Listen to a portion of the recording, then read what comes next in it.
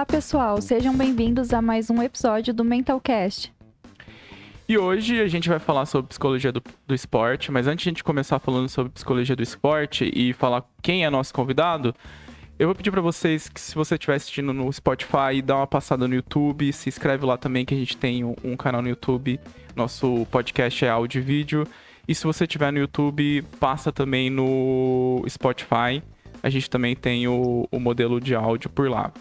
A gente também tem o Instagram, que é Mentalcast, só você pesquisar Mental_Cast. E você acompanha os episódios antes de serem publicados. A gente consegue mandar abrir para fazer perguntas, então acompanha a gente também na rede social. E hoje, para falar sobre psicologia do esporte, a gente tem o Léo, professor Leonardo Pestilho, doutor, e vai se apresentar aqui pra gente, contar um pouco sobre sua trajetória e falar um pouco sobre psicologia do esporte.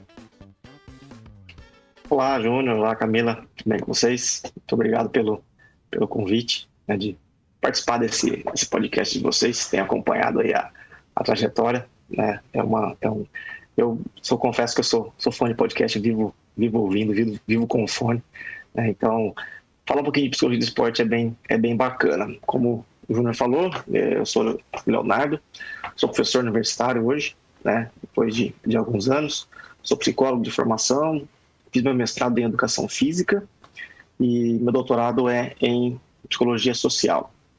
Depois de uns anos, fui fazer meu pós-doutorado em saúde global e atualmente sou professor do curso de psicologia da Unicesumar. Eu trabalho com o estágio de último ano em psicologia de esporte e também em saúde mental, que a gente trabalha com a outra temática mais voltada para a saúde, que é um grupo de apoio a pessoas com fibromialgia. E também sou professor do programa de pós-graduação em promoção da saúde, né, a nível de mestrado e doutorado da Unicesumar. Então é um prazer vir aqui falar um pouquinho sobre psicologia de esporte, que foi a minha primeira, o meu motivo pelo qual eu fiz psicologia, na verdade, foi a psicologia de esporte. Sério? Já de cara? Que legal. Foi o motivo pelo qual eu fui fazer psicologia, cara. Não fazia ideia do que era psicologia, mas eu queria estudar psicologia de esporte. Léo, como foi o motivo? Explica um pouco para as pessoas o que é a psicologia do esporte, quais áreas de atuação.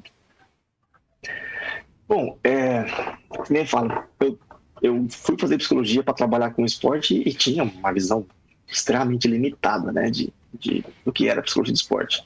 E depois a gente vai estudando e a gente vai entendendo um pouco esse universo. Assim, a psicologia, como vocês sabem, ela dá para a gente um leque de possibilidade de atuação muito grande. Isso é bom e ao mesmo tempo é um pouco complexo, né? Porque às vezes a gente não consegue olhar algumas áreas como realmente uma área exclusiva da psicologia, né? Acho que falta ainda para a gente no Brasil, na psicologia, um pouco de regulamentação em alguns pontos. A psicologia do esporte não é diferente, né? Porque a gente tem, dentro do campo da psicologia do esporte e do exercício, essa é uma questão que a nomenclatura veio mudando, né, ao longo do tempo. Então a gente, né, hoje trata de psicologia do esporte e do exercício, justamente para tirar um pouco dessa questão do esporte de rendimento, né? Porque quando eu comecei a estudar psicologia, eu achava que era só a questão do esporte de rendimento, né, que era o que eu basicamente consumia, né, enquanto estudante de ensino médio fundamental que jogava pela escola e achava que só atleta profissional precisava de trabalho psicológico. Mas o trabalho da psicologia do esporte hoje e do exercício, né, a gente vai desde iniciação esportiva, né, crianças, até o rendimento ou além, né, até fases de aposentadoria de atletas, né, que alguns países têm um programa muito bem estabelecido. Então, falou em atividade física, esporte, seja ele voltado para a qualidade de vida ou para a diversão, até o rendimento, o trabalho da psicologia, ele pode ser realizado, né, inclusive dentro das escolas, né, porque é o local de onde muitos atletas surgem, por exemplo, né, as escolas, elas têm a disciplina de educação física, têm a sua prática esportiva. Eu dei aula para educação física, para o curso de educação física há muitos anos, eu gostava demais de dar a disciplina de psicologia do esporte e exercício para o curso de educação física, porque eles já tinham uma vivência no esporte, então era bem fácil conversar com eles.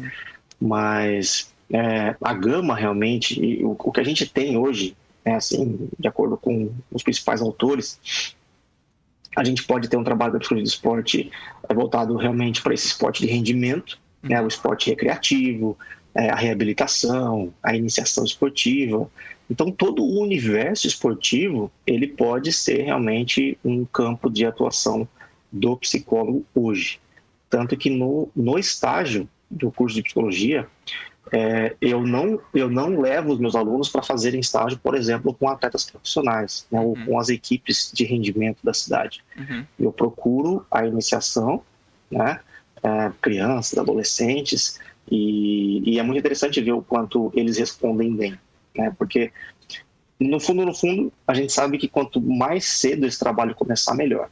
Né, e às vezes a gente se questiona, por que o atleta fulano de tal não tem trabalho psicológico, por que equipe tal não tem trabalho psicológico, porque a seleção precisa de um psicólogo.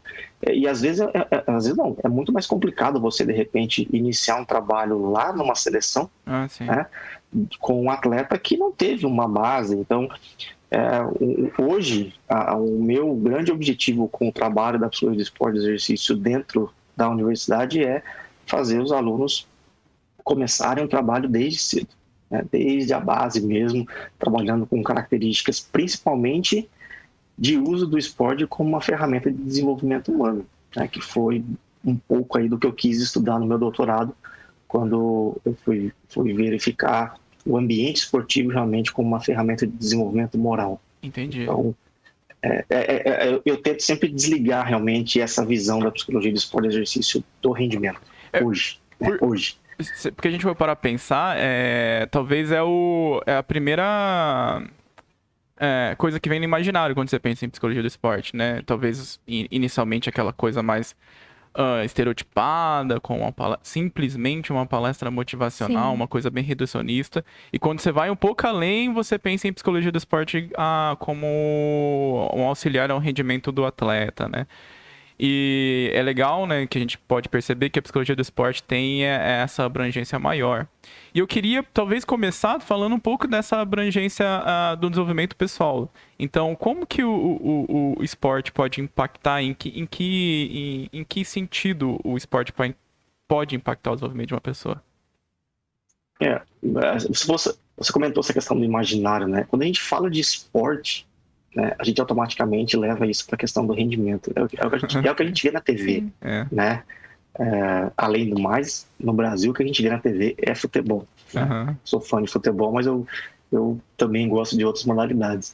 E então a gente consome, né? E por muitos anos o trabalho do psicólogo no Brasil foi realmente de palestrar. Né, de ir para o vestiário e dar as palestras motivacionais, porque inclusive isso deu muito dinheiro, né, isso dava muito dinheiro, isso era muito rentável para o profissional, né, porque ele ia lá, isso acontece nas empresas, né, às vezes o profissional vai lá, dá uma palestra de 1 hora, fala um monte de coisa, né, e no fundo é um monte de coisa nada a ver, e você tem um monte de gente te assistindo, e de repente uma palavra que você diz toca, né? Opa, isso fez sentido para mim. E aí você fala, essa palestra foi boa, essa palestra foi ótima, né? E que no fundo, as palestras motivacionais vão um pouco contra as teorias de motivação, né? Que é aquela questão de eu vou te motivar, né? Ou, né? Então, isso é um pouco complicado de se pensar, e a gente usa muito isso, né? Eu preciso motivar o meu atleta, a gente ouve de técnicos, ou eu preciso motivar meu atleta. Olha, você pode dar alguns elementos para que ele se motive. Exatamente. Você não vai motivar ele. Então, se ele não tiver nenhuma propensão a se motivar nessa situação específica, vai ficar um pouco difícil. Cara, então, as palestras motivacionais viraram um circuito no Brasil. Na década de 90 foi muito isso. Sério? Mas eu acho assim, eu não sei se você concorda comigo, talvez isso é oriundo meio que de uma ideia de que a mudança do comportamento é unicamente ocasionada por um insight, né? Talvez esse estilo de raciocínio faz com que a pessoa acredite que uma palestra vai tocar em algum ponto, vai despertar alguma ideia, algo dentro da pessoa, e aquilo por si vai ser o suficiente para mudar o comportamento do indivíduo, né? Mas na minha percepção, talvez é uma visão muito reducionista da mudança de um comportamento em si.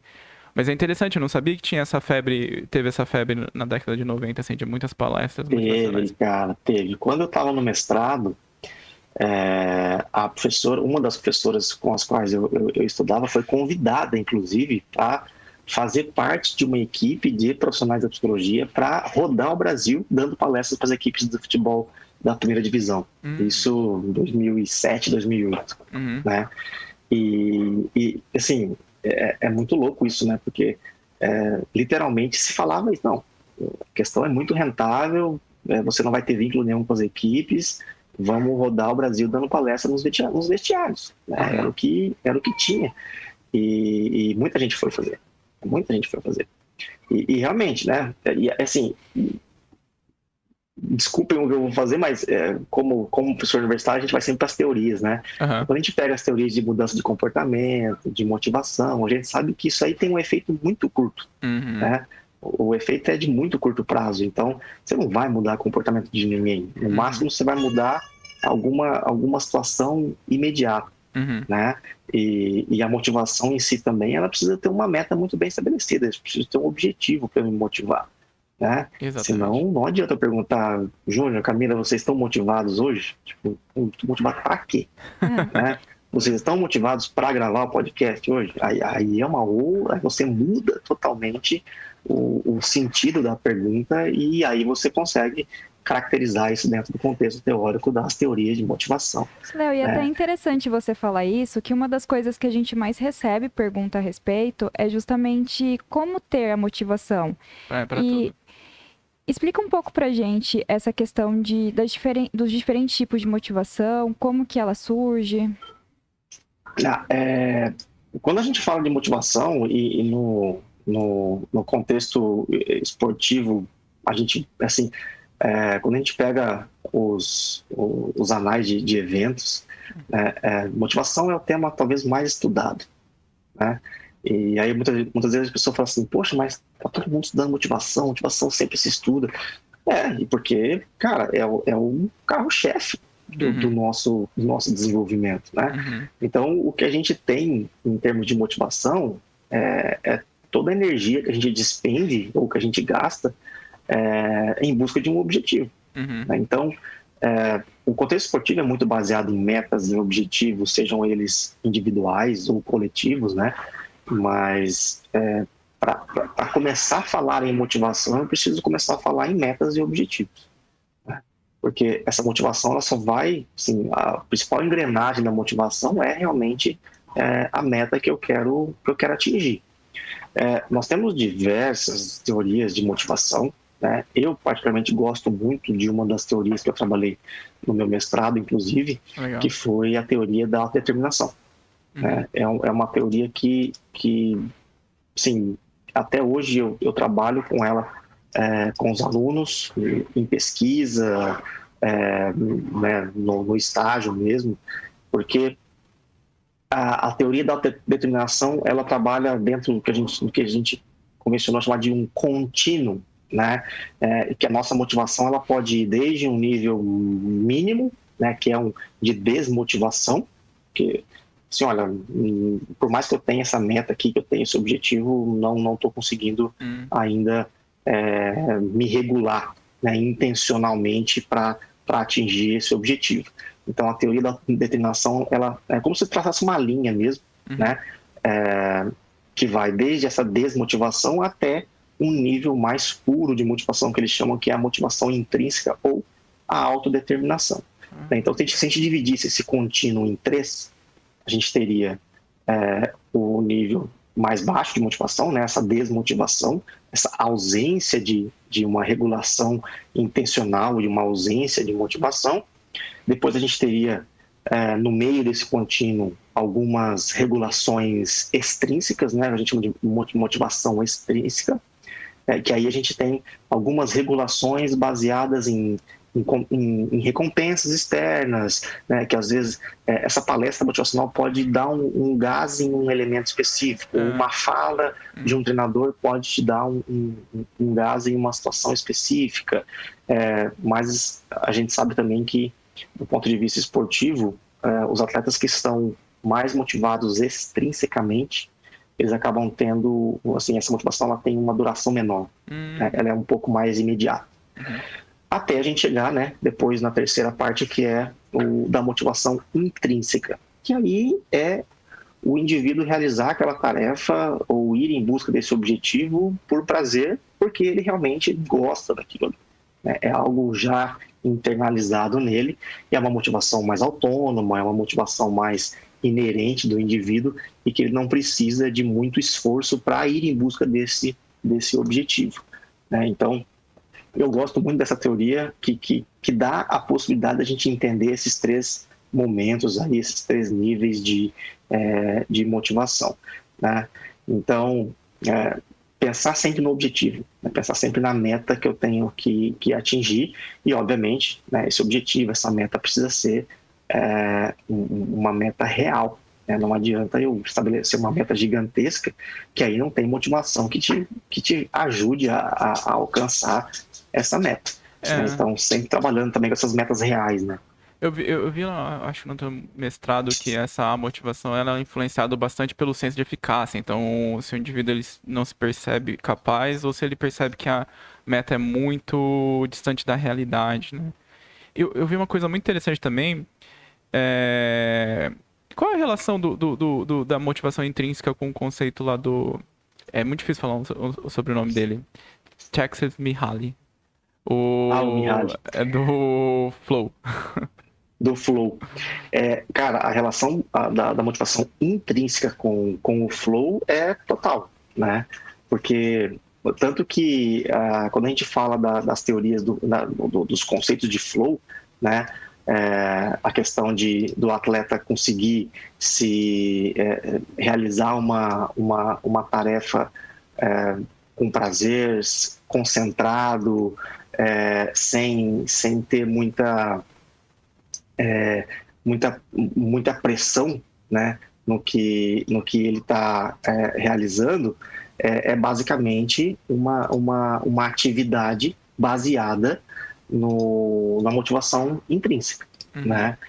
Tanto que quando a gente fala do flow, né, é bem interessante que a gente às vezes não consegue a gente não consegue fazer uma previsão do estado de flow do atleta, né? Tipo, não tem como você falar assim, olha, será que ele vai entrar no estado de flow? O estado de flow como o próprio nome diz, né? Ele é um estado, ele é uma situação que o atleta vai perceber depois, né? Depois ele vai perceber.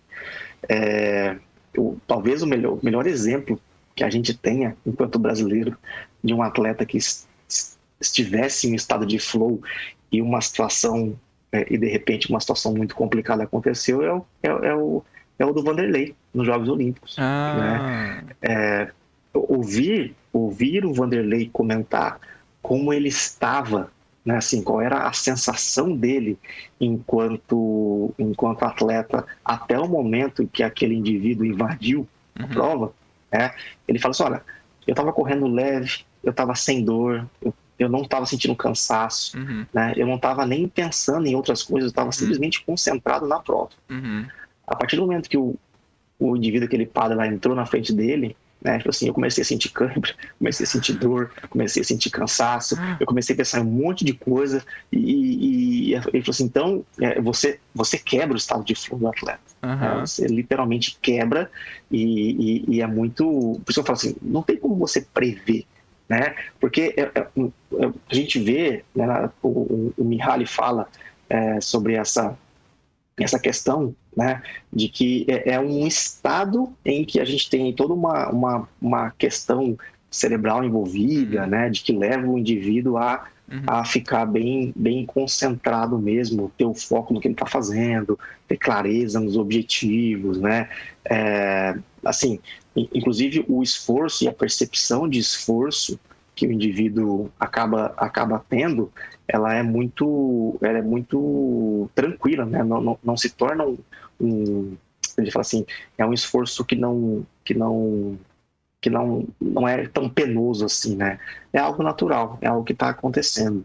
E a gente ouve, assim, na verdade a gente consegue analisar o estado de flow bem depois do que ele acontece, né? Para a gente dizer, é um pouco mais complicado. A gente até tem instrumentos que tentam verificar, né, o nível de flow dos atletas, mas a gente sabe que, teoricamente falando, é difícil você pensar nisso, né? Tem uma limitação nessa é um... avaliação, né?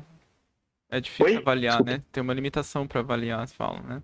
Tem uma limitação, porque não é algo que você prevê, Uhum. né? Você olha, é um estado, é neste momento. Uhum. Então, é difícil você avaliar isso. E se a gente parar, a própria a definição, né, do flow tem a ver com você perder um pouco essa tendência descritiva. Então, você perde a noção do tempo, perde a noção do self, você se integra na atividade. Então, foi muito, é bem isso, né? A pessoa só vai perceber depois, porque se perceber durante, provavelmente ela não está no estado, né? Exato. Tanto que, assim, até essa questão, a gente fala muito da concentração e tal. Quando eu trabalhei como atleta de triatlon, foi o último trabalho que eu fiz. Uhum. Eu lembro que a primeira fala dela comigo, a primeira sessão que eu fiz com ela, ela falou assim: olha, eu sou atleta de triatlon e eu preciso, assim, eu tenho perdido muita concentração durante as provas. Uhum. Eu preciso me concentrar. Uhum. Eu preciso manter a minha concentração durante a prova. Uhum. Eu falei assim: olha, quanto tempo dura uma prova sua? Eu falei assim: olha, meu objetivo é fazer um Ironman e eu pretendo fazer ele abaixo de 11 horas.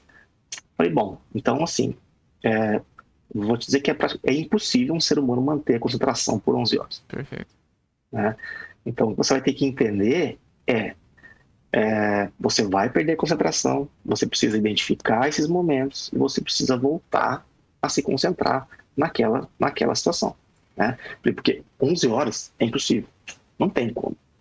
Né? Ninguém consegue, nenhum ser humano consegue. Então aí você vai criando estratégias com o atleta para que ele entenda que ele vai começar a prova, ele vai perder a concentração, ele vai ter um monte de fatores externos e internos que vão atrapalhar ele nesse sentido. E então você precisa saber identificar os momentos que você perde essa concentração, criar estratégias para retomar essa concentração e continuar na prova, né? Então, era bem interessante, depois da prova, conversar com ela, porque aí ela conseguia identificar, nossa, olha, parece que eu nem estava sentindo a prova, né? Porque o primeiro Ironman que ela fez, por exemplo, foi bem isso, né? Ela estava muito preocupada, muito pilhada, né? O objetivo de fazer abaixo de 11 horas. E aí, imagina, 4 quilômetros de natação. A primeira etapa. Né? E aí depois ela comentando, né? Falou assim, olha, depois de nadar 4 quilômetros, eu fui para a transição e me senti muito bem ali. Né? Ela falou assim, não parecia que eu já tinha nadado 4 quilômetros. Né? E aí ela falou assim, então fui para a transição, fiz a transição, né, para a bicicleta, e aí depois saí. 180 quilômetros de ciclismo. Né?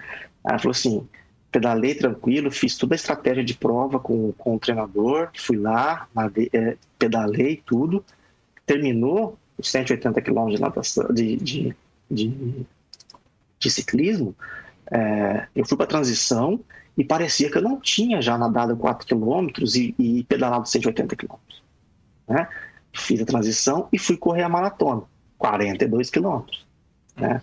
Ele falou assim, chegou, aí o técnico falou para ele, o treinador falou assim, olha, chegou nos 30 quilômetros, assim, a tua estratégia é até os 30 quilômetros, depois dos 30 não tem estratégia, aí é você, aí é o quanto você estiver bem, você vai embora. E ela falou assim, e ela tinha uma grande preocupação que era andar na maratona. Ela falou assim, eu não posso andar. Aí ela falou assim, mas por que você, aí que vem a questão interna do atleta, né? Mas por que você não pode andar? Ela falou assim, porque se eu andar eu vou parar. Ah, Ela falou assim, é claro que pode andar. Os campeões mundiais andam, aham, né? aham, Não tem problema nenhum. aham. Só que eu não posso andar, porque se eu andar, eu vou parar. Então, o funcionamento, né, do indivíduo é muito, muito interessante. Aham. E aí ela terminou a prova, o cara fez abaixo do tempo que ela queria, ela conseguiu cumprir a meta, e ela falou assim, olha, terminei os 42 quilômetros, eu realmente não me sentia cansada a ponto de falar que eu tinha feito um Ironman. Então, é assim que a gente acaba identificando o estado de flow, né? Mas antes não tem como você identificar isso. E você percebe que permeou, né? Provavelmente há algum tempo ela deve ter oscilado, mas entrado de novo no estado. Mas você percebe que talvez foi ela conseguiu ficar um bom tempo.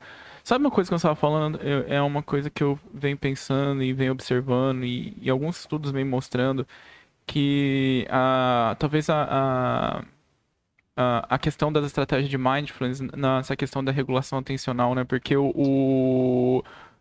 se a gente parte do princípio que a motivação intrínseca e desenvolver esse estado do flow, ele é o melhor motivador pro atleta, e é normal perder essa atenção durante a prova, o jogo vai ser perceber quando ela saiu e voltar. Percebeu quando ela sair e voltar. E é bem o mecanismo das práticas de mindfulness, né? Perceber quando a atenção desviou e voltar. E é muito interessante que muitas vezes a dificuldade da volta vem pela autocrítica da saída. Que é o que você já de cara já falou, pô, não, tá tudo bem, vai sair. O importante é voltar, entendeu? Então, o que você acha, assim, o que você vem vendo das práticas de mindfulness, assim, na introdução da prática, no auxílio na psicologia do esporte? Bom, acho que, você como alguém que entende bastante de mindfulness, já te falei que eu preciso aprender ainda muito sobre isso. Infelizmente, tem se tornado uma prática de uso indiscriminada também, né? Todo mundo sabe aplicar mindfulness, né? Todo mundo aplica. Então, isso também já é um problema. Já começa com um problema, né? Porque eu sei o quanto você estuda mindfulness e eu sei que não é uma questão simples. Eu gostaria muito de passar isso para os meus alunos, mas eu não tenho conhecimento suficiente para passar para os alunos fazerem com os atletas. Né? No máximo, a gente consegue trabalhar algumas técnicas de concentração, de respiração, que você consegue, né, fazer algo mais específico. Agora, dizer que a gente aplica o mindfulness, eu nem toco nesse nome com os alunos, né? Mas a gente sabe, e tem pesquisas mostrando já, o quanto essas técnicas, né, o uso do mindfulness tem ajudado muito atletas, principalmente de esportes individuais, né, a se concentrar, a manter o foco em determinadas situações, porque o esporte coletivo, né, a gente tem algumas diferenças, né, do esporte individual e esporte coletivo, que é também, assim, no esporte coletivo você acaba, entre aspas, dividindo a responsabilidade, né? Você tem os momentos em que você não necessariamente está no foco do jogo. O esporte individual você não tem muito isso, né? É você e é você. E às vezes algumas modalidades duram muito tempo, né? A gente pega as provas de atletismo, por exemplo, elas duram muito tempo, né? E para o cara manter ali o foco naquela prova é bem complexo. Então, eu acho que o mindfulness, quando ele bem aplicado e quando ele bem estabelecido pelos atletas, ele é uma ferramenta importantíssima, né? Porque, como você falou, é um processo de autoconhecimento sobre o momento em que o indivíduo está, né? De assim, poxa, me deu uma queda de rendimento que eu preciso retomar, né? E a gente sabe que não vai ser na marra que ele vai retomar a concentração, não vai ser na marra que ele vai retomar o desempenho, ele precisa ter uma estratégia para isso, né? Então, o mindfulness vai ajudar muito ele a se entender, a ter essa autocrítica de assim, poxa, aconteceu aqui, né? Eu preciso voltar, né? Mas como é que eu volto? Né? Ele só vai conseguir voltar realmente se ele tiver consciência de como ele está naquele momento, do que ele precisa, porque não adianta a gente passar no geral para todos os atletas o que eles têm que fazer. Cada um tem que desenvolver os seus próprios mecanismos, né? Então, acho que esse é um dos erros também que a gente tem no campo da psicologia, é achar que todo mundo vai fazer a mesma coisa, né? Por isso que as palestras motivacionais não vão funcionar nunca, né? Porque você não vai trabalhar as questões individuais do sujeito. E até uma das coisas que as pessoas mais perguntaram foram justamente estratégias para lidar com alterações de humor, com pressão. E é interessante você trazer isso, que cada indivíduo tem uma estratégia, certo? Exato, né? Assim, o trabalho com esporte coletivo, por exemplo, ele é complexo, porque você tem ali várias pessoas que, por mais que fazem parte do mesmo contexto esportivo, são pessoas diferentes, né? Tem contextos diferentes. Então, teve um ano que eu estava dando aula no curso de educação física e tinha um aluno que era técnico de natação. E aí nós estávamos discutindo justamente essa questão da motivação, né? E ele falou assim, olha, professor, quando eu era atleta, eu tinha uma estratégia, né? Então, quando a prova estava quase para terminar, assim que eu entendia que a prova estava para terminar, eu começava a me xingar, né? Eu começava a literalmente usar palavras de baixo calão para mim mesmo. Eu me xingava muito. Isso me dava um gás que eu ia e né, terminava a prova e tinha bons resultados. Aí ele falou assim, eu comecei a ensinar os meus atletas a fazerem isso. Sério. E você vê, cara, porque tipo, você vê como que é muito legal esse relato. Porque o padrão é que não funciona, né? Esse tipo de coisa. Mas pra ele funcionou. Funcionou. Né? E, cara, e assim, eu falei assim, olha, então vamos lá. Aí eu falei assim, vamos voltar um pouquinho. Como é que você desenvolveu essa estratégia? Na minha prática, eu fui entendendo que para mim isso funcionava. Eu falei assim, então por que você quer ensinar isso para os seus atletas? Por que você não tenta trabalhar com eles o autoconhecimento e eles desenvolverem as próprias estratégias no momento que eles estão treinando ou que eles estão competindo, né? Para eles entenderem o que naquele momento faz sentido para eles. Eu falei, porque se auto-xingar, para mim não faz sentido nenhum. Total. Né? Para você faz. Então, tá vendo como não dá para você passar isso para outra pessoa, né? Para os teus atletas e achar que eles vão ter o mesmo desempenho que você, né? Eu falei, então não dá, não tem como, né? Você criar isso. Então, as estratégias para lidar com a ansiedade, com as alterações do humor, com os sentimentos de tristeza, né, que envolvem aí não a depressão clínica, mas a gente usa o termo depressão, né, para situações assim também, são todas estratégias que são desenvolvidas a partir de um autoconhecimento, a partir de uma capacidade que eu vou ter de entender o que eu estou precisando naquele momento, né? E essa questão de automotivação, eu trabalhei com futsal aqui em Maringá, e a gente tinha um atleta na equipe que ele foi artilheiro nos 2 anos que eu trabalhei com eles. E ele tinha momentos dentro do jogo que eram muito interessantes. Ele era um atleta titular, só que ele era, assim, como o técnico dizia, né? Ele entra dormindo em quadro, né? Então, o futsal, cara, não dá pra você dormir muito, né? O futsal muito rápido. Muito ativo. E aí, cara, qual era a estratégia? Aí o técnico era técnico desse atleta há muitos anos, desde a base. Então ele conhecia muito bem, inclusive pessoalmente, né? E aí um dia, no primeiro ano de trabalho que eu estava com a equipe, o técnico falou assim, olha, eu já vou te dizer qual é a minha estratégia com o fulano de tal, né? E você vai perceber isso no jogo. Cara, assim, não todo jogo, ele não tinha que fazer isso todo jogo, mas quando ele percebia que o atleta estava meio sonolento em quadra, ele tirava ele de quadra e, cara, assim, ó, ele só faltava humilhar o atleta. Ele falava, xingava, falava, obrigado. Ele falou assim, por que eu faço isso? Pra ele ficar com a raiva de mim. Porque ele ficava com raiva de mim e ele entrava em quadra e ele fazia gol e ele vinha dar de dedo no técnico. Não sei o que. Só que assim, eles eram muito amigos fora de quadro, né? Então, era o momento do jogo. Cara, e era muito impressionante o quanto isso dava resultado. O técnico criou uma estratégia, né, de fazer, eu preciso fazer esse cara jogar, porque ele é meu artilheiro, e tem hora que ele tá dormindo em quadra, né, não pode. Cara, era muito interessante como isso dava resultado no meio do jogo. Então, assim, é fácil você identificar uma situação como essa? Não é fácil, né? E aí vem também lá do técnico, né? Do treinador que, né? A gente sempre fala assim, o técnico não é um psicólogo, mas ele precisa entender um pouquinho dessas questões, né? Poxa, o que eu tenho que fazer para que esse atleta, de repente, se motive para jogar, né? Ou que tipo de fala eu preciso ter com o Júnior para que ele não caia o desempenho? Que tipo de fala eu tenho que ter com a Camila para que ela não caia de desempenho? Então o técnico não vai falar com todo mundo da mesma forma.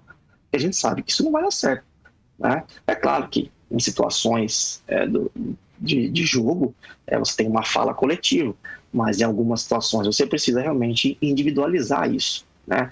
Então é complexo, né? O indivíduo é complexo. Então como é que a gente fala, né? Assim, que tipo de estratégia a gente pode utilizar? Olha, é difícil, né? Eu utilizo as minhas, porque a gente vai tendo um processo de autoconhecimento, a gente sabe, né? O que a gente pode fazer.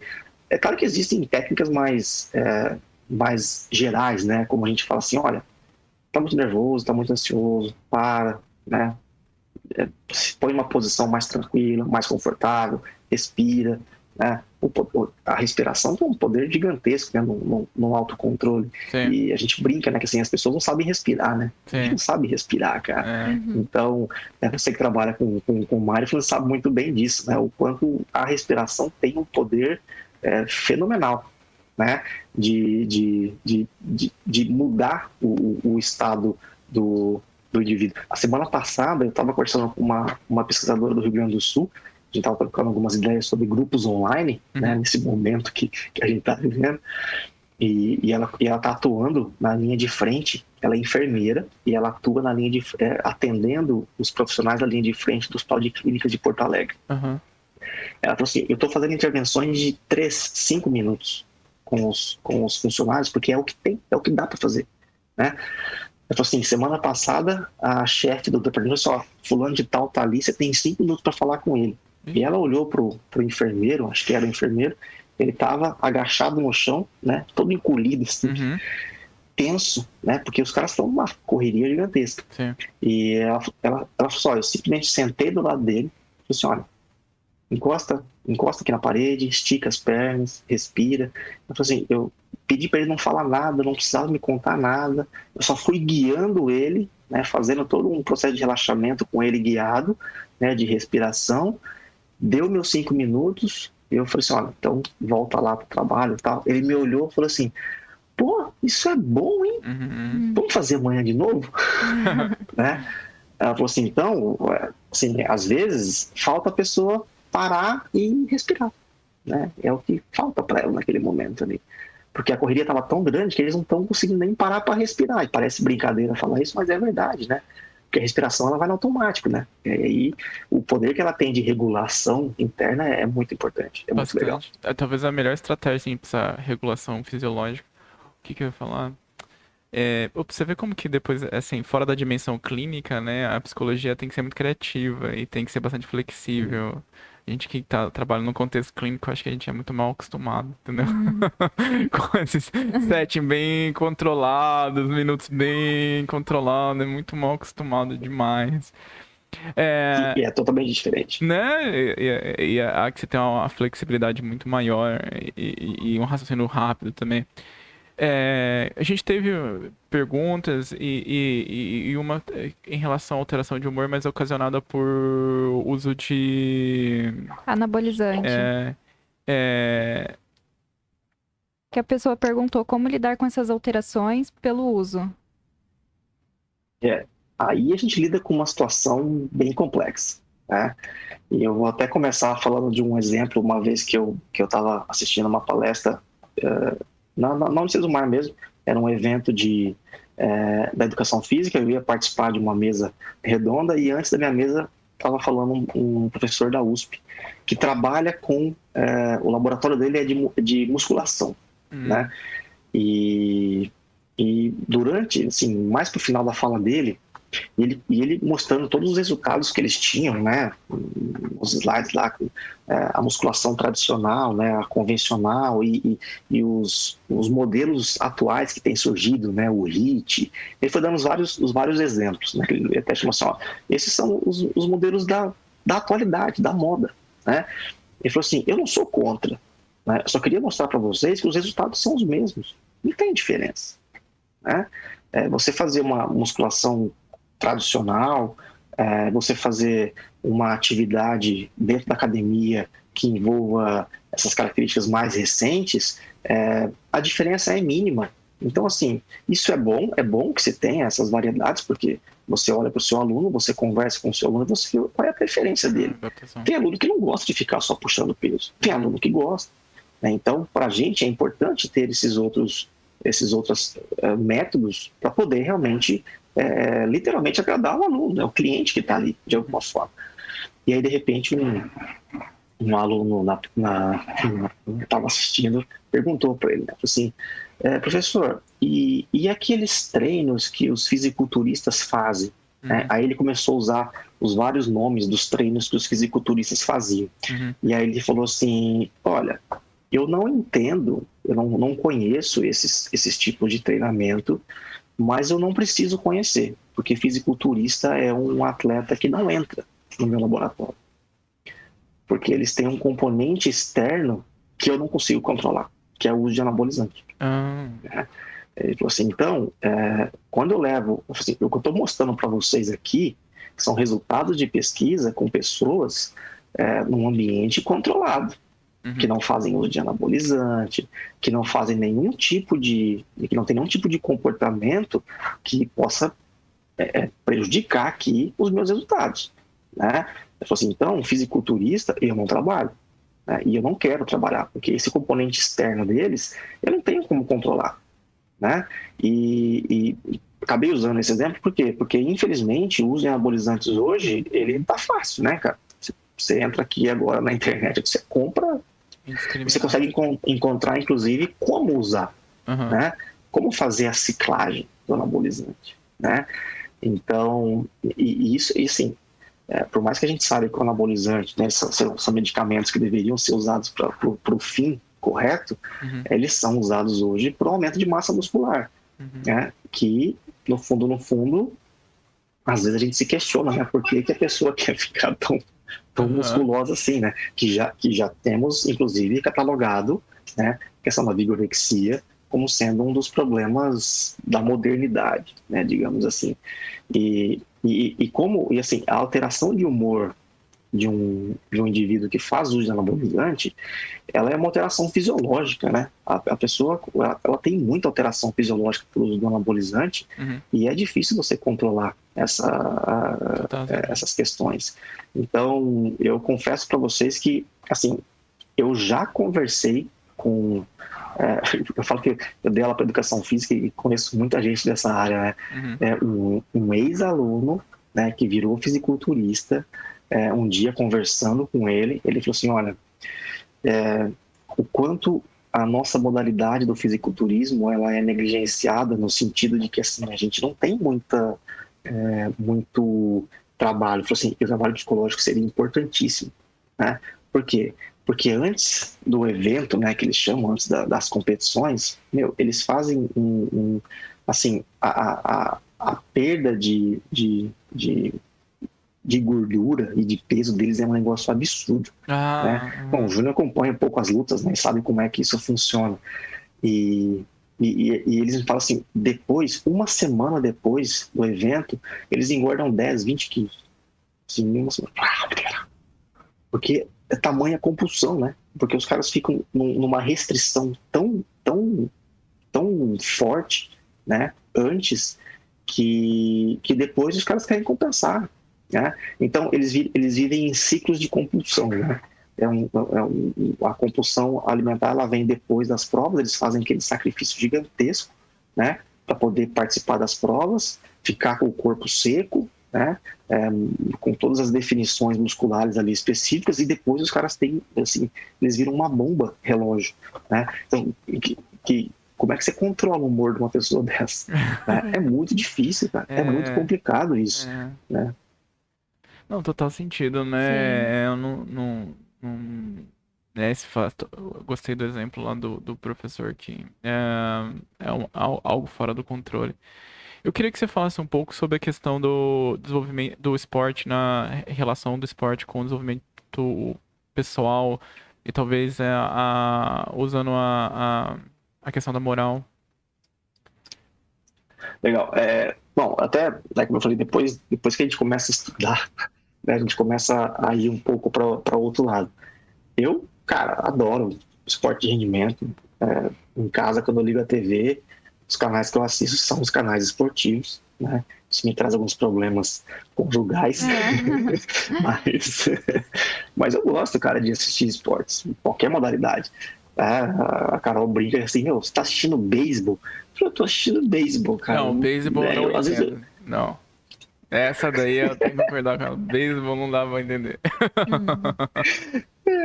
E aí eu fico assistindo, assim, as modalidades. Cara, momento de Jogos Olímpicos, pra mim, é uma overdose de TV, cara. Eu assisto tudo quanto é modalidade que você imaginar. E se der tempo, obviamente, né? E aí a gente fica naquela questão, assim, do esporte de rendimento. Mas no fundo, cara, quando eu estava no doutorado, que eu fui estudar essa relação, né, do desenvolvimento moral por meio do esporte, eu comecei a valorizar muito a prática esportiva sem ter a pressão de rendimento, sabe? Até porque, assim, eu gosto do esporte de rendimento como entretenimento, né? Mas quando a gente começa a trabalhar com o esporte de rendimento e ver os bastidores, a gente fica um pouco menos torcedor. Eu me tornei muito menos torcedor ultimamente, né? Eu brinco, falo, né, de futebol, a gente tira sarro do outro, mas literalmente, cara, eu me tornei muito menos torcedor, né, de falar assim, poxa, vou fazer isso, não, cara, eu assisto, eu gosto muito de assistir, mas a gente sabe que os bastidores do esporte coletivo são bem, bem complexos, né? E aí, quando eu comecei a investigar essa questão do esporte infantil, o esporte de desenvolvimento mesmo, eu comecei a ver que, assim, poxa, o esporte realmente é uma baita de uma ferramenta de desenvolvimento humano. E a gente usa muito mal o esporte, né? Porque, de alguma forma, crianças e adolescentes que estão envolvidas nesse meio esportivo, elas começam a desenvolver o senso de coletividade, elas conseguem desenvolver o senso de que, assim, poxa, eu tenho um adversário, mas ele não é meu inimigo, né? Ele é uma pessoa que está ali pelos mesmos objetivos que eu, então eu preciso respeitar essa pessoa também, né? Ela começa a desenvolver senso de autoridade, né? Que é a questão do treinador, do árbitro, não uma relação de submissão, mas uma relação de respeito. Né? Ela consegue ter, dentro desse contexto esportivo, entender que em alguns momentos ela vai ganhar, em alguns momentos ela vai perder. Ela começa a ter um desenvolvimento também da capacidade de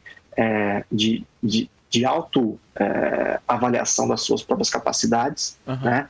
Que é a percepção de competência, ou seja, eu não preciso ser bom em tudo, né? Eu posso muito bem ter um título de doutor e não entender nada de mindfulness e falar assim, Júlio, eu preciso de ajuda, cara.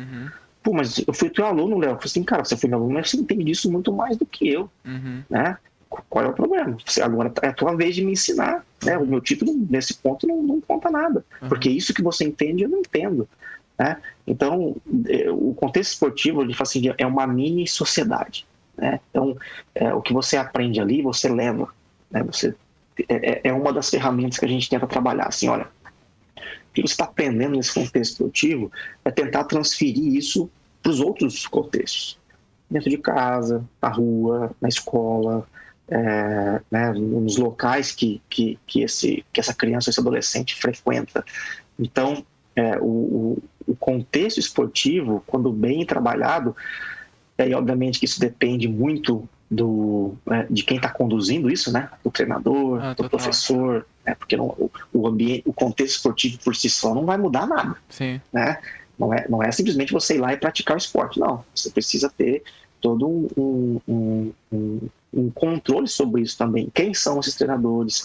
Né? Quem é que está conduzindo essas atividades? E, inclusive, o esporte hoje ele é usado muito como ferramenta de até tratamento mesmo, né? Crianças com déficit de atenção, crianças com hiperatividade, ou pessoas que apresentam aí níveis de ansiedade e estresse muito elevados, né? A gente tem estudos que mostram o quanto o esporte hoje ele vai além, né? Ele é uma ferramenta também de tratamento, né? Do ponto de vista né? É uma alternativa que você tem ao tratamento também psicológico ou medicamentoso, caso a pessoa tenha essa necessidade. Uhum. Né? Então, se a gente começa desde cedo, né? Assim, a gente sabe, né, no contexto da psicologia, aqueles comportamentos ou hábitos que a gente aprende mais cedo, a gente tende a carregá-los por mais tempo. Vira promoção de saúde mental, né?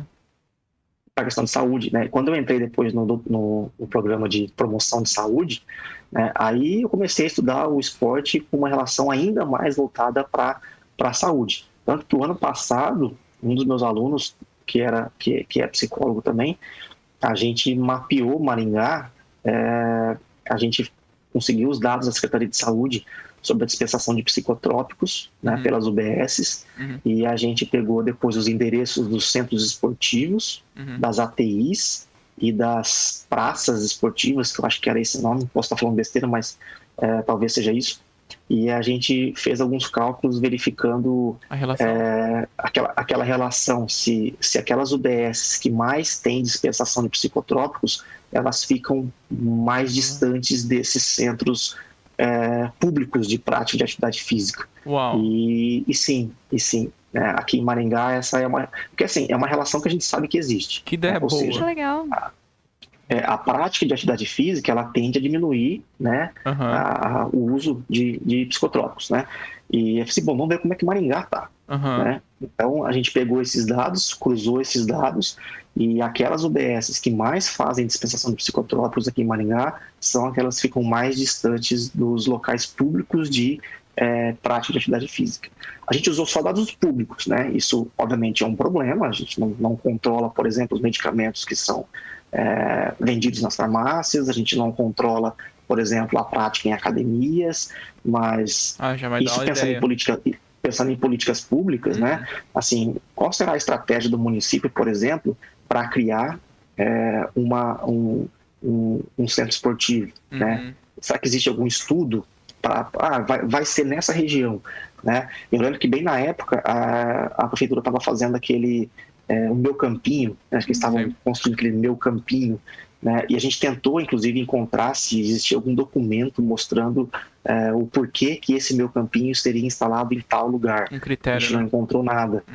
Né? Então é uma forma assim, é como a pesquisa científica pode ajudar o desenvolvimento de políticas públicas, né? Total. Então foi bem interessante ver esse estudo, assim, a gente tem um monte de dados que a gente está tentando quebrar a cabeça para colocar no artigo, isso tá bem difícil. Eu tenho uma pergunta sobre se tem alguma relação entre modalidade e se também tem uma relação entre se o esporte, se a competição em si, não digo amadora mesmo, se isso interfere mais positivamente ou não. Entendeu o que dizer? Existe alguma modalidade que tem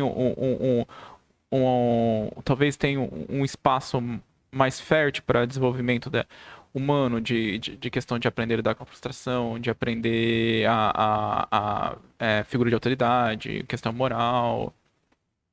Olha, não, eu desconheço algum estudo que mostre isso, mas no fundo, o que a gente pensa assim, são aquelas modalidades mais acessíveis, né? Porque nem toda modalidade ela é acessível. Sim. Né? Sim. Então eu tento sempre partir muito para esse lado, né? Porque assim, daí inclusive a gente fez uma análise sobre quais modalidades ou quais atividades eram fornecidas por esses centros esportivos, né?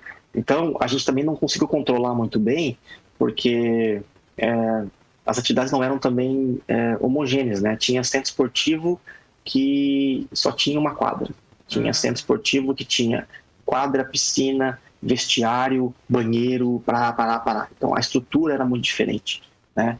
Então, obviamente, os centros esportivos mais estruturados oferecem mais atividades, inclusive para criança, adolescente, adulto, mulher, homem e assim por diante, né? Então, eu não partiria muito para essa questão das modalidades em si, mas eu partiria muito para assim, qual é a possibilidade, né? Qual é, o acesso que as pessoas têm a essa prática esportiva.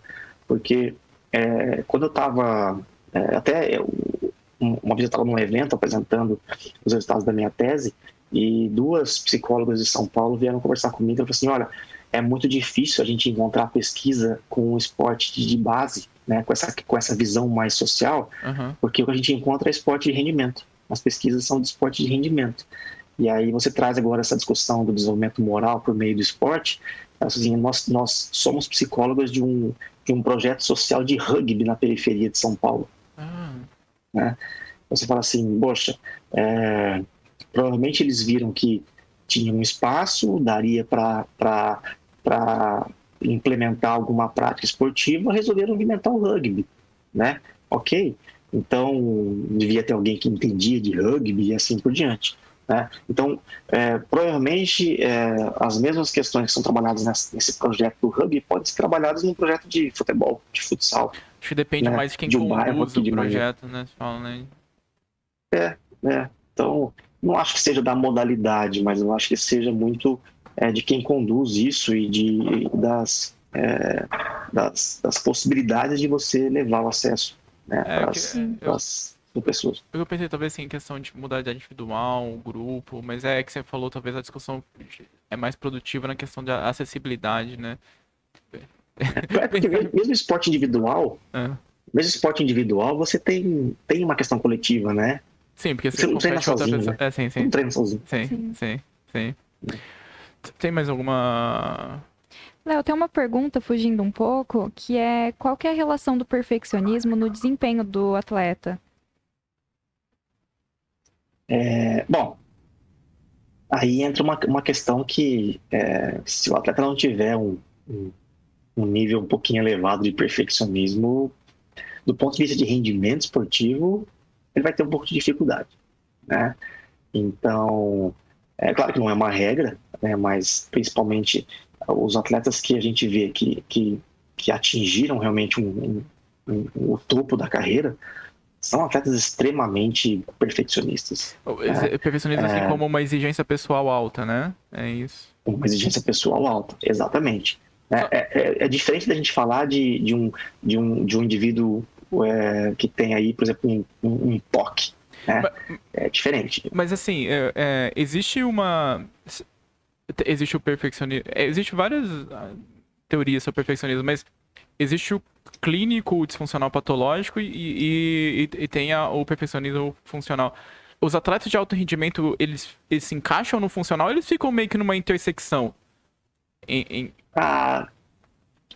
Eu acho que eles ficam, digamos assim, bem... eles conseguem, de alguma forma, oscilar, né?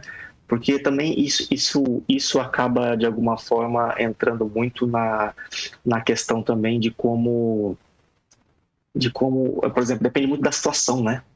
Porque imagina diferentes competições, né? Então, diferentes competições, elas vão exigir também dos atletas um nível de exigência também um pouco menor, né? Então, a gente vê muito as teorias do perfeccionismo sendo ligadas às características de personalidade, né? Mas a gente sabe também que as características de personalidade, elas de alguma forma são, né? Alguns comportamentos eles são variados, né, digamos assim. Mas, de certa forma, se a gente pega aí essas pessoas que acreditam ou que têm uma característica mais perfeccionista, são aquelas pessoas que tendem a estabelecer altos padrões, né, de desempenho próprio. Então, de alguma forma, se ela consegue estabelecer esse padrão de alto desempenho, um padrão alto, né, de desempenho, ela tende a, de alguma forma, desenvolver essas características de perfeccionismo, né? Como eu falei, não é algo que chegue a ser patológico, né? mas é às vezes até uma obsessão pela vitória, né? Tanto que existe uma outra teoria que a gente tem visto agora surgir também, que casa muito bem com essa questão do perfeccionismo, que é a teoria da paixão. Não sei se vocês já ouviram falar. Não. Que inclusive o autor trabalha, né, com a paixão harmoniosa e a paixão obsessiva. Uhum. Né? Então a paixão harmoniosa ela tende a ser um pouco mais saudável, né? Ela tende a ser um pouco mais sempre voltada para a questão do desempenho, obviamente, mas tem por outro lado a paixão obsessiva, né? Que ela tende a ser um pouco mais, às vezes até destrutiva, né? Do ponto de vista pessoal, do indivíduo tentar sempre alcançar assim, qual é o nível de paixão que ele tem para aquela modalidade, né? Mas a gente tem visto estudos que estão casando essas duas teorias, porque é muito nesse sentido, né? O perfeccionismo, as teorias do perfeccionismo, elas levam muito para essa questão de ser mais disfuncional ou mais adaptativo, né? Então, eu não até hoje, assim, confesso para vocês que eu não vi algum estudo que cravasse que é uma característica só para o indivíduo, né? Porque o que a gente vê que do ponto de vista psicológico a gente acaba oscilando mesmo às vezes, né? Depende muito do que... não, sim. Às vezes até da questão da competição que o indivíduo está envolvido, né? Sim. Acho que isso tudo acaba realmente mudando um pouco a forma de percepção e até de como eu vou em busca desses objetivos. Léo, mas só uma pergunta. Quando, por exemplo, você percebe que o indivíduo é mais perfeccionista e as coisas não saem bem como ele gostaria, por exemplo, acontece uma perda, algo assim, você percebe se depois afeta o desempenho por ele ser muito autocrítico ou não? Aí depende muito da capacidade do atleta de se recuperar disso tudo, né? Porque tem atleta que fica remoendo por muito mais tempo. E você não acha que a ruminação tem a ver? Você acha que a ruminação tem a ver, às vezes, com o grau de perfeccionismo, ou não? Também. Mas aí vem outro lado da moeda, né? Porque, assim, depende muito da situação. Porque vou pegar um exemplo. Tá. O Usain Bolt, né? A gente não precisa fazer nenhum estudo com ele para saber que que ele foi um atleta extremamente perfeccionista. Sim. É só ver os documentários dele e tudo. Vou falar besteira agora, mas acho que foi em Londres que ele queimou a largada dos 100 metros na final, se eu não me engano. Cara, depois preciso confirmar isso, mas foi nessa época dos Jogos Olímpicos. Ele queimou a largada, ou foi nos Jogos Olímpicos ou foi no Mundial. Ele queimou a largada dos 100 metros e saiu, assim, daquele jeito, né? Imagina. Campeão mundial, recordista mundial, olímpico, queimar a largada. Então, queimou, foi desclassificado. Porque no dia seguinte ele tinha uma outra final, ou era dos 200 ou era dos 400, não lembro, acho que devia ser dos 200. E aí você fala assim, qual é a capacidade que esse atleta tem de num dia queimar uma largada e no outro dia disputar a final e vencer, né? Então, assim, ele não tinha muito tempo para fazer isso. Total. Né? Diferente de um atleta, sei lá, de futebol que joga hoje, vai jogar daqui talvez uma semana, né? Ele tem um pouco mais de tempo para se recuperar, né? Para, de alguma forma, mudar um pouquinho o seu pensamento. Um atleta como o Bolt, que estava ali confinado, né?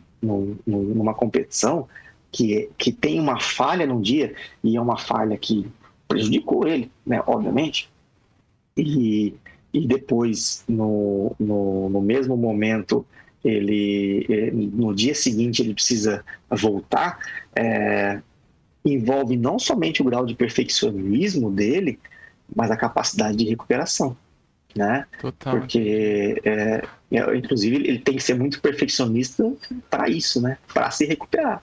Sim. Senão, ele se torna um elemento bem passível de assim, acabou, não dá, né? Não tem como fazer mais nada aqui, né? Então, nesse sentido, eu acredito que o nível de perfeccionismo ele vai ser muito também relativo à capacidade de recuperação do indivíduo. É que né? é que na minha cabeça tá embutido perfeccionismo disfuncional e eu li já um pouco sobre o funcional, só que acho que pra mim eu vi uma autora falando que ela meio que fala que talvez essa distinção seja difícil e para mim eu acho que é difícil, porque eu fico muito com disfuncional na cabeça, daí quando eu tava lendo o mestrado eu falei perfeccionismo funcional, pô, legal, mas não me entra na cabeça, assim, eu tenho dificuldade. Léo, cara, eu tenho muito mais pergunta, e eu acho que a Camila tem muito mais pergunta também, mas eu acho que você não tem tanto tempo assim. Vamos marcar outro dia para falar de uma coisa mais específica. Sim, Bom, fica o convite. Beleza, foi porque já tá aceito já. tá muito interessante essa conversa e seria muito legal a gente ter a oportunidade de conversar novamente. Bom, eu quero te agradecer por ter participado do nosso podcast, falando sobre psicologia do esporte, explicando a complexidade da área, que vai muito além da questão de rendimento, que tem uma questão também de desenvolvimento pessoal, um valor social e que tem que ser colocado em políticas públicas, porque não é só uma questão, é uma questão de saúde global, né? Então foi muito bom essa conversa. Léo, eu também quero te agradecer. Eu tenho pouco conhecimento sobre a psicologia do esporte e eu aprendi muito com você. Então foi um prazer te receber aqui. Júnior, Camila, obrigado pelo convite. O prazer é meu, né? Acho que é muito bom a gente participar desses projetos e com certeza, se tiver outro convite, eu estou aqui à disposição para a gente bater mais um papo sobre isso, né? Com certeza. Legal, valeu, Léo.